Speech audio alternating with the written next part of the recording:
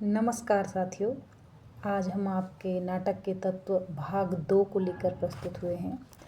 नाटक के जो 3 तत्व थे उनके बारे में मैं चर्चा अपने पिछले वीडियो में कर चुकी हूँ, जिसमें कि हमने देखा था नाटक की कथा वस्तु, पात्र और चरित्र चित्रण, कथोपकथन।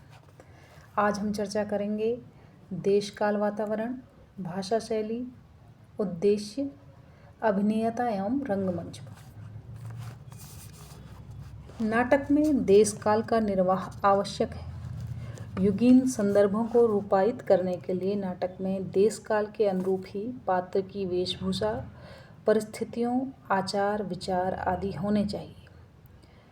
इसके सफल निर्वाह से पात्र सजीव प्रतीत होते हैं।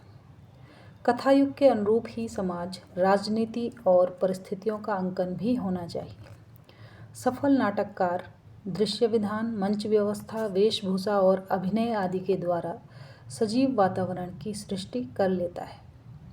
प्राचीन ग्रीक आचार्यों ने देश तथा काल की समस्या पर विचार कर संकलन त्रय का विधान किया है। इसके अनुसार स्थल, कार्य और काल की एकता पर विशेष ध्यान देना पड़ता है। तो संकलन त्रय के अंतर्गत हम 3 चीज़ों को लेते हैं: स्थल, कार्य और काल की एकता पर विशेष ध्यान दिया जाता है। उनका मत है कि किसी नाटक में घटी घटना किसी एक ही कृत्य से, एक ही स्थान से संबंधित हो और एक ही दिन में घटी हो। ऐसा करने से देश, काल और वातावरण का सुसंगत चित्रण करने में कोई बाधा नहीं आ पाती। अब 5वां तत्व नाटक का है भाषा शैली। नाटक एक दृश्य काव्य है। दर्शक संवादों के द्वारा ही कथ्य को ग्रहण करता है, अभिनय उसे हृदय में उतार देता है।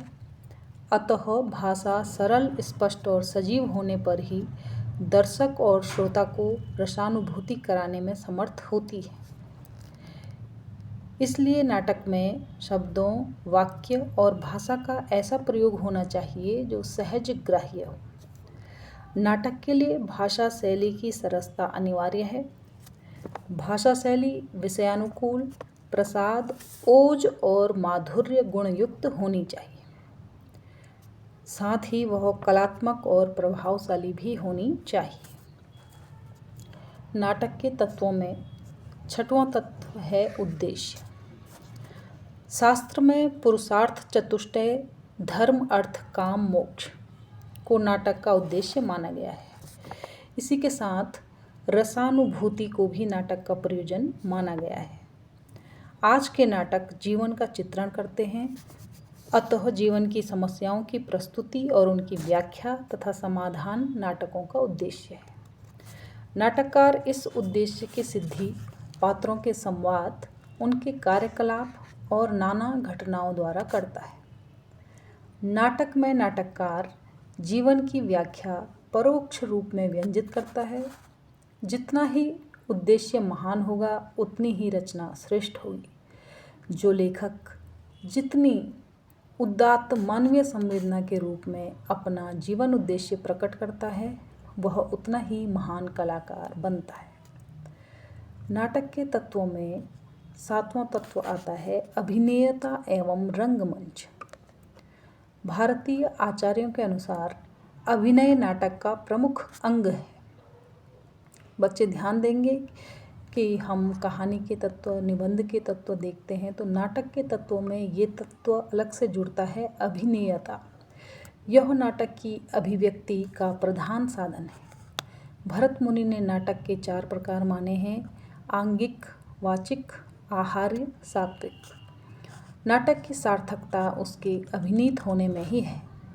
यद्यपि कुछ नाटक केवल पढ़ने के लिए ही होते हैं, जैसे जयशंकर प्रसाद जी के नाटक।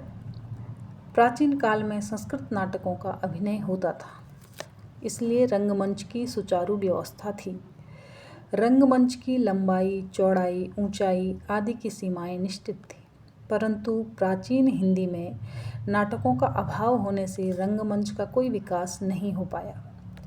आधुनिक काल में आकर जब नाटकों की रचना आरंभ हुई तो रंगमंच अत्यंत निम्न कोटि का और अव्यवस्थित हो गया था।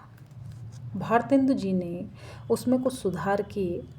उसी समय से हिंदी के रंगमंच का अस्तित्व आरंभ होता है। अतः अभिनय या रंगमंच नाटक का अनिवार्य तत्व है।